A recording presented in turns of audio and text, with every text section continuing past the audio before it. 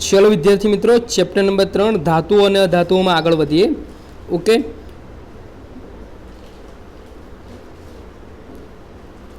जो अहीं मैं टोटल जे अत्यार सुधी 118 तत्वों है, अत्यार सुधी 118 तत्वों शोधाया है। ये 118 तत्वों अहीं मैं तमने स्क्रीन पर 118 तत्वों बताएला है, एटले के periodic table of the elements. Okay, periodic table of the elements. હવે અહીંયા બધા તત્વો મેં તમને આ ટેબલની અંદર બતાવી દીધા છે। ઓકે, ખાલી તમારી જાણ પૂરતું। ઓકે, એવું કંઈ જરૂર નથી કે તમારે અત્યારે આ ટેબલ ગોખવું પડશે અથવા તો સમજવું પડશે, એવું કંઈ જ નથી। ઓકે, તમારે ખાલી જોવાનું છે આમાં એવા કેટલા તત્વો છે કે જે તમે ભણી ગયા છો અને તમે ક્યાંક ને ક્યાંક એને જોયા છે। ઓકે, પહેલાં તો એ તમે ચેક કરી લેજો અને જે પણ વિદ્યાર્થી મિત્રોની ઈચ્છા હોય તો આ टेबल लखी सके छे। जे पण विद्यार्थी मित्रों की इच्छा होय ए टेबल लखी सके छे। ओके, चलो आजनो तमारो पहलो क्वेश्चन, कई धातु नाइट्रिक एसिड साथे हाइड्रोजन वायु मुक्त करती नथी, शा माटे? कई धातु नाइट्रिक एसिड, याद राखजो नाइट्रिक एसिड एनु अणुसूत्र एनु रासायनिक सूत्र शुं आवशे? HNO3।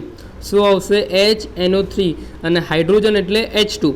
એટલે શું કહેવા માગે છે? કઈ ધાતુ નાઇટ્રિક એસિડ સાથે હાઇડ્રોજન વાયુ મુક્ત કરતી નથી અને શા માટે? વેરી વેરી મોસ્ટ ટાઈમ બી ક્વેશ્ચન વિદ્યાર્થી મિત્રો, 2 માર્ક્સમાં પૂછાઈ શકે। જો એનો આન્સર આ રીતે છે કે એલ્યુમિનિયમ અને ક્રોમિયમ। હવે એલ્યુમિનિયમ એટલે Al અને ક્રોમિયમ એટલે Cr। એલ્યુમિનિયમ અને ક્રોમિયમ ધાતુ નાઇટ્રિક એસિડ સાથે હાઇડ્રોજન વાયુ મુક્ત કરતી નથી। એક્ઝામમાં 1 માર્ક્સમાં પણ પૂછાઈ શકે અને 2 માર્ક્સમાં ક્વેશ્ચનનો આન્સર તમને લખવાનો કે कई बे धातु आवशे एल अने सीआर एटले के क्रोमियम अने एल्युमिनियम धातु नाइट्रिक एसिड साथे हाइड्रोजन वायु मुक्त करती नथी, कारण के नाइट्रिक एसिड ए प्रबल शुं जे ऑक्सिडेशन करता छे। नाइट्रिक एसिड ए शुं जे प्रबल ऑक्सिडेशन करता। हवे तमने ऑक्सिडेशन ने रिडक्शन चैप्टर नंबर 1 में डीपली समजायेलुं छे। ओके, हवे एक ने एक वस्तु रिपीट करवानी ना होय कि ऑक्सिडेशन एटले शुं अने रिडक्शन एटले शुं, नॉर्मली तमने ख्याल होवो જોઈએ, કારણ કે નાઇટ્રિક એસિડ એ કેવો છે? પ્રબળ ઓક્સિડેશન કરતા છે। પ્રબળ ઓક્સિડેશન કરતા હોવાથી તે H2 વાયુનું પાણીમાં શું કરે છે? ઓક્સિડેશન કરે છે। શું કહેવા માગે છે કે HNO3 એ પ્રબળ ઓક્સિડેશન કરતા હોવાથી તે H2 વાયુનું, કયા વાયુનું? H2 એટલે હાઇડ્રોજન વાયુનું પાણીમાં શું કરી નાખે છે? ઓક્સિડેશન કરી નાખે છે। હવે ઓબ્વિયસલી તમને એટલી તો ખબર હોવી જોઈએ કે H2 વાયુનું જો પાણીમાં ઓક્સિડેશન કરે, ઓકે, ऑक्सिडेशन करे तो ये हाइड्रोजन वायु मुक्त करी सके नहीं, पण पोते कोईपण नाइट्रोजन ऑक्साइड, हवे नाइट्रोजन ऑक्साइड टोटल केटला छे? 3 छे। नाइट्रोजन ऑक्साइड टोटल केटला छे? 3 छे। जो N2O NO के NO2 में रिडक्शन पामे छे अने पोते कोईपण नाइट्रोजन ऑक्साइड में रिडक्शन पामे छे। क्लियर? शुं कहेवा मागे छे के नाइट्रिक एसिड ए प्रबल ऑक्सिडेशन करता छे, તે H2 વાયુનું પાણીમાં શું કરે છે? ઓક્સિડેશન કરે છે અને પોતે કોઈપણ નાઇટ્રોજન ઓક્સાઇડ N2O NO કે NO2 માં રિડક્શન પામે છે। એકદમ સિમ્પલ ક્વેશ્ચનનો આન્સર છે। કઈ બે ધાતુઓ છે? એલ્યુમિનિયમ અને ક્રોમિયમ, કે જે નાઇટ્રિક એસિડ સાથે હાઇડ્રોજન વાયુ મુક્ત કરતી નથી। ઓકે, એકદમ સિમ્પલ છે। ચલો ત્યાર પછી સેકન્ડ નંબરનો ક્વેશ્ચન, મંદ નાઇટ્રિક એસિડ સાથે કઈ ધાતુ હાઇડ્રોજન વાયુ મુક્ત કરશે? मंद नाइट्रिक एसिड साथे कई धातुओं नाइट्रोजन वायु मुक्त करशे अने प्रक्रिया समीकरण लखो। एवी मात्र 2 धातु छे, एक मैग्नीशियम छे अने एक शुं छे? मैंगनीज। आ 2 धातु एवी छे के मंद नाइट्रिक एसिड साथे प्रक्रिया करी हाइड्रोजन वायु मुक्त करशे। जो मैग्नीशियम अने मैंगनीज Mg अने Mn धातुओ खूब ज मंद नाइट्रिक एसिड साथे हाइड्रोजन वायु मुक्त करशे। जो एनुं पहेलुं equation Mg plus 2HNO3, Mg plus 2HNO3, it gives MgNO3 twice plus H2। Mg એટલે કે મેગ્નેશિયમની મંદ, તમારે લખવાનું કૌંસમાં મંદ nitric acid, it gives MgNO3 twice, MgNO3 twice plus H2। Magnesium nitrate, NO3 એટલે નાઇટ્રેટ, યાદ રાખવાનું NO3 એટલે શું આવે? Nitrate, plus H2। હવે એ રીતે Mn Mn plus 2HNO3, it gives MnNO3 twice plus H2 એટલે કે મેંગેનીઝ નાઇટ્રેટ। યાદ રાખવાનું NO3 એટલે શું આવે? નાઇટ્રેટ, NO3 એટલે શું? નાઇટ્રેટ। બંનેમાં ફરક કશું જ નથી, પ્રક્રિયા સેમ જ છે, ખાલી મેગ્નેશિયમ અને મેંગેનીઝમાં ફરક છે, બાકી બધું સેમ છે. ઓકે, તો આ બંને જે ક્વેશ્ચનના આન્સર છે બંને એકબીજાના શું છે, વિરોધી છે. એક એવી ધાતુ આપેલી છે કે જે નાઇટ્રિક એસિડ સાથે પ્રક્રિયા કરે છે અને બીજી એવી ધાતુ આપેલી છે કે જે નાઇટ્રિક એસિડ સાથે પ્રક્રિયા કરતી નથી. ક્લિયર? ચલો, ત્યાર પછી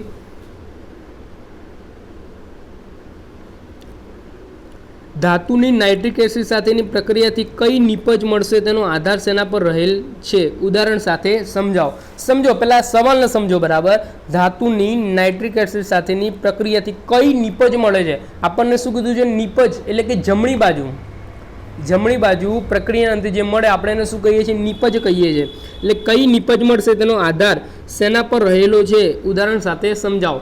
આ એક વેરી મોસ્ટ આઈએમપી 3 માર્ક્સમાં ક્વેશ્ચન કહી શકાય કે એનો આન્સર તમને સરળતાથી તમે લખી શકો.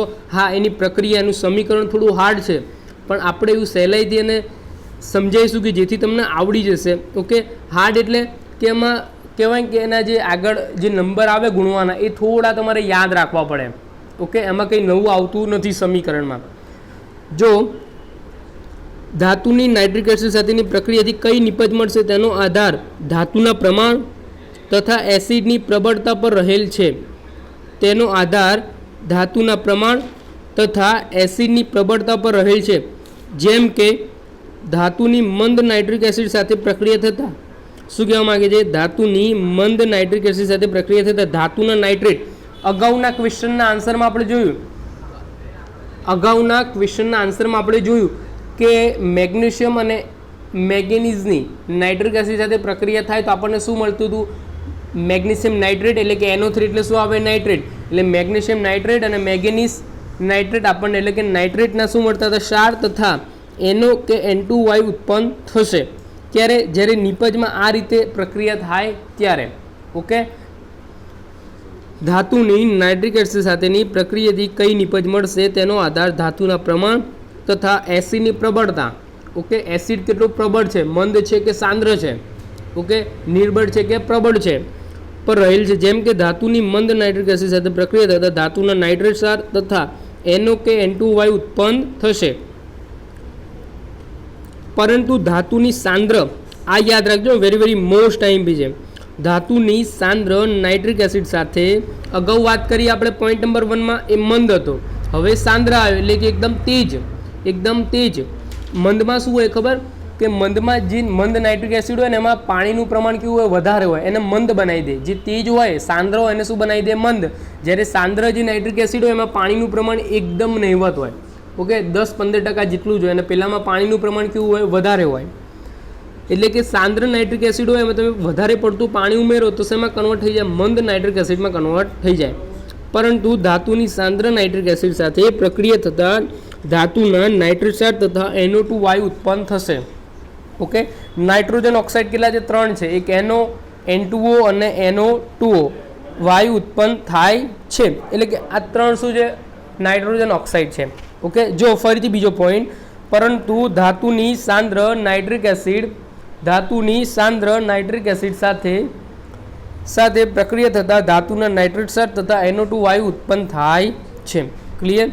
ચલો, ત્યાર પછી ઉદાહરણ જોઈએ. ઉદાહરણ બહુ સરસ મજાના છે, વારાફરતી આપણે સમજતા જઈએ. જો પહેલું ઉદાહરણ, 4Cu plus 10HNO3 aqua, it gives 4CuNO3 twice plus N2O plus 5H2O. જો હવે થોડું આપણે ડિટેલમાં એને સમજીએ. જો અહીંયા Cu કેટલા છે? 4 છે. Cu કેટલા છે? 4. અહીંયા પણ કોપર કેટલા છે? 4.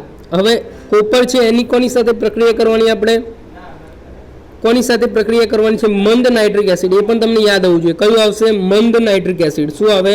મંદ નાઇટ્રિક એસિડ. ક્લિયર? ચલો, તો એની સાથે પ્રક્રિયા થાય તો શું આવે? કોપર નાઇટ્રેટ મળે. શું મળે? Copper nitrate. ઓકે, તમને એ ખબર હોવી જોઈએ કે કોપર છે એ કોપર હાઇડ્રોક્લોરિક એસિડ સાથે પ્રક્રિયા કરતું નથી, પણ નાઇટ્રિક એસિડ સાથે પ્રક્રિયા કરે છે. તો શું મળ્યું આપણને? કોપર નાઇટ્રેટ મળ્યા. અહીંયા શું મળ્યું? N2O, અને અંતે શું મળે છે? પાણી. ઓકે, શું મળે છે? પાણી. શું મળે? પાણી. ક્લિયર? તો 4Cu plus 10HNO3 it gives, નિપજમાં શું મળે છે? ધાતુઓના નાઇટ્રેટ ક્ષાર, ત્યાર પછી N2O અને H2 એટલે કે પાણી. ક્લિયર? એટલું બહુ ઇઝી છે. ઓકે, દરેક વિદ્યાર્થીને આવડી જવું છે, બહુ ટેન્શન લેવાની જરૂર નથી. ચલો ત્યાર પછી આગળ, ચલો ત્યાર પછી 3Cu plus 8HNO3 it gives 3Cu બ્રેકેટમાં NO3 twice plus NO. Okay, NO plus 4H2. અહીંયા તમે ચેક કરી શકો છો, અહીંયા તમે ચેક કરી શકો છો કે 10થી 30% સાંદ્ર છે. કેટલું છે? 10થી 30% સાંદ્ર. મારે તમને એ સમજાવેલું કે 10થી 30% સાંદ્ર છે અને આ પણ શું છે? વધુ સાંદ્ર છે. એટલે કે આ બંને પ્રક્રિયા છે ને એકબીજાને અનુસરીને છે. આ સાંદ્ર છે પણ કેટલું છે? 10થી 30% સાંદ્ર છે અને આ એનાથી વધુ સાંદ્ર છે. ક્લિયર? ઓકે, જ્યારે સાંદ્ર હોય તો આપણને મોસ્ટ ઓફ શું મળે? NO2 મળે. શું મળે? NO2. ક્યારે? જ્યારે વધુ સાંદ્ર હોય ત્યારે. અને ઓછા સાંદ્ર હોય એટલે શું મળે? N2O અને NO. આ બંને આપણને મળે. ક્લિયર એકદમ? બાકી પછી તમે જે આગળ જોવો છો કે અહીંયા આ પ્રક્રિયા જો અહીંયા 3 છે, આગળ અહીંયા 8 છે, 3 છે.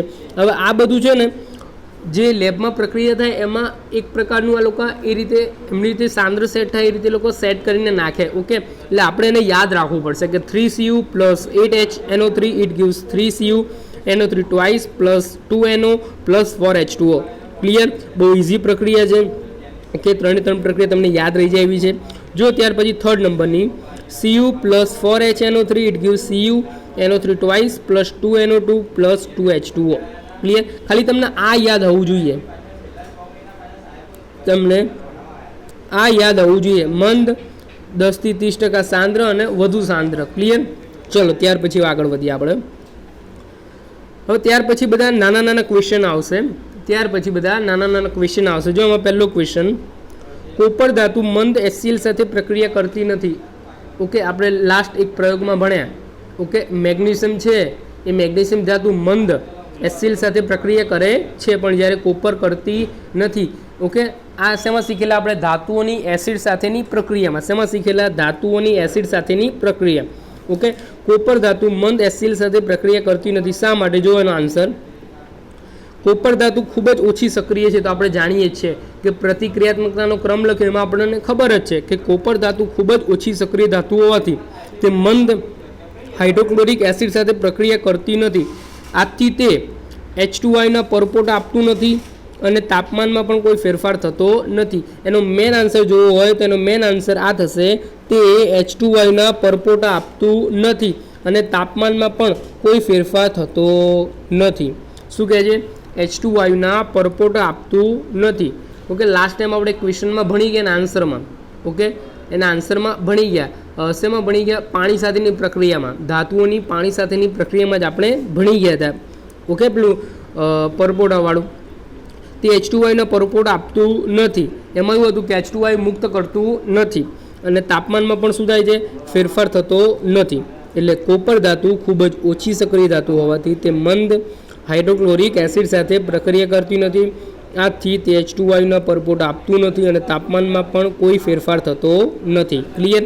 ચલો ત્યાર પછી આગળ, મેગ્નેશિયમ ધાતુની મંદ HCl સાથેની પ્રક્રિયાની પ્રતિક્રિયાત્મકતા સૌથી વધુ છે. એ તો આપણે જ્યારે પ્રયોગ શીખ્યા ત્યારે જ ભણેલા, યાદ હોય તો તમને.